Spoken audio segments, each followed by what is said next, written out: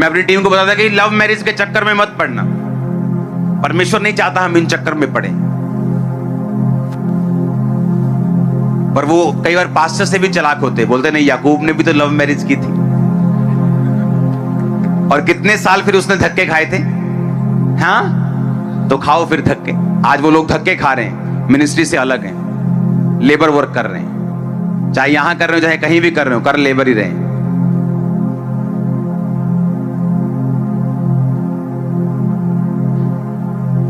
उसने क्या कहा, अपनी थिंकिंग को क्या करना है, चेंज करना है। याकूब को मालूम था कि मेरा बाप इसहाक, उसकी पत्नी मेरी मां कैसे आई थी, कैसे आई थी। अब्राहम ने कहा अपने नौकर को, मेरे 100 रख के जाए थे, हाथ रख के कि जा दे, अब मेरे ही लोग का क्रिश्चियन बंदे दे विचो तू मेरी नूनू लेके आएगा, मेरी बहू को लेके आएगा तू। और वो गया और परमेश्वर ने उसकी मदद की कि नहीं की। और वो आया, उसका नौकर इसहाक को कहता है तेरी वाइफ है। वो भी स्पिरिचुअल था, सारी मैदान को शाम को वचन का ध्यान करने के लिए जाता था। जब वचन का लोग ध्यान करते हैं ना, उन्हें मालूम होता है ये चीज सही नहीं, ये चीज सही है, ये चीज प्रभु की ओर से।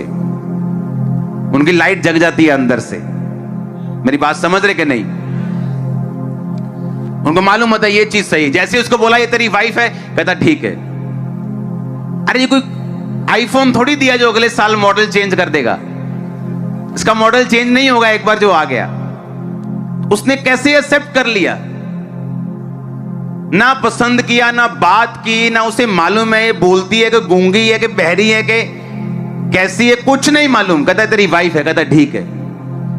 और ये भी नहीं कि कोई माड़ा मोटा बंदा है कि बोले आओ जींदी कुड़ी दे दो, वाह कोई गल नहीं है, ऐ तो है नहीं सी, अमीर बंदा सी।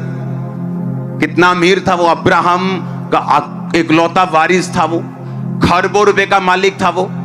इतना अमीर था कि जो गवर्नमेंट होती थी उसे जेलसी करती थी। और फिर भी इतनी इतनी आत्मिक सोच, परमेश्वर ने भेजा इसे, कहता ओके डन। और देखो याकूब को फिर भी अकल नहीं आई। जब तेरे बाप को परमेश्वर दे सकता है, तुझे लव मैरिज में जाने की क्या जरूरत है? 14 साल भेड़ बकरे को चराता रहा। जिस काम के लिए तुम नहीं बने, जब तुम शरीर के अनुसार चलोगे वही काम अपने आप को करता हुआ पाओगे। तुम बोलोगे यार मैं ये बेइज्जती के लिए बना नहीं हूं, पर हो रही। यार मैं ये संघर्ष के लिए बना नहीं हूं, पर हो रहा है। यार मैं ये बीमारी के लिए नहीं बना हूं, पर चल रहा है सब कुछ। क्यों? क्योंकि तुम्हारे जीवन में वो चल रहा है जो परमेश्वर नहीं चाहता। तुम्हारी आत्मा वो कर रही है जो प्रभु नहीं चाहता, इसलिए तुम्हारे शरीर में वो है जो तुम नहीं चाहते। कहता मन फिराओ, लौट आओ। मन फिराना है, कहता चेंज करना है अपनी सोच को। ये शरीर है ना जो तुम्हें धोखा दे रही है। हालेलुया। अब आंखों से पसंद तो कर ली लड़की, उसके पीछे पीछे 14 साल खराब कर दिए। अपने बाप की गवाही को याद रखो।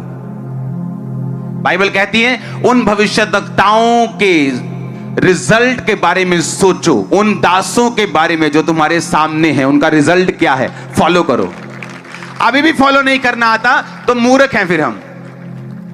एक तो है कि रास्ता मालूम नहीं जी, की करिए पता ही कुछ नहीं।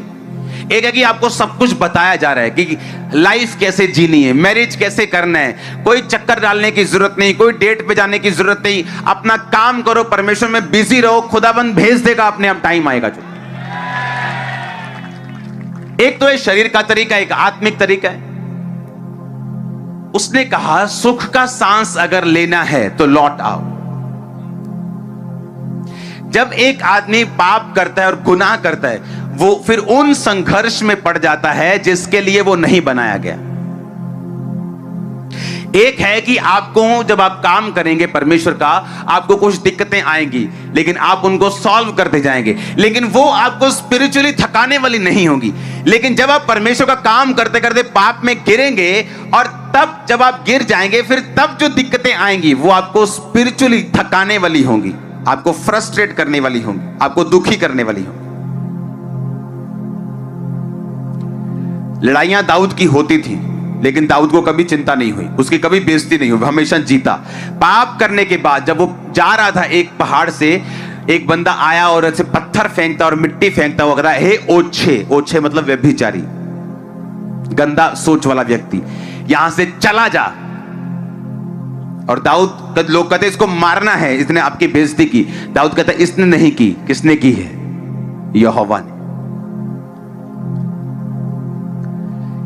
और दाऊद को मालूम था कि ये मेरे शरीर ने कमाया है इसको, और इसलिए उसने कहा कि जूफा से मुझे शुद्ध कर दो, मैं पवित्र हो जाऊंगा। मुझे धो तो मैं हिम से भी अधिक श्वेत बनूंगा। मुझे हर्ष और आनंद की बातें सुना, ताकि जो हड्डियां तूने तोड़ डाली हैं वो मगन हो जाए। कौन सी हड्डी टूटी उसकी? चल रहा था, कोई हड्डी नहीं टूटी। आप मेरी बात नहीं समझे। वो बेचैनी जो हड्डियों में थी, जो लाइफ में थी, वो पाप का नतीजा। उसने कहा मुझे हर्ष और आनंद की बातें सुना, यानी मेरे गुनाह को माफ कर दे, मेरे पाप को माफ कर दे, मुझे लहू से धो दे, ताकि फिर से ठंडी सांस आए मेरी लाइफ में। आज पाप में गिरना आसान है। मोबाइल खोलो, आप झट गिर सकते हो। अगर वचन सुनना आसान है, पाप में गिरना भी आसान है। अगर शैतान काम कर रहा है तो परमेश्वर भी काम कर रहा है।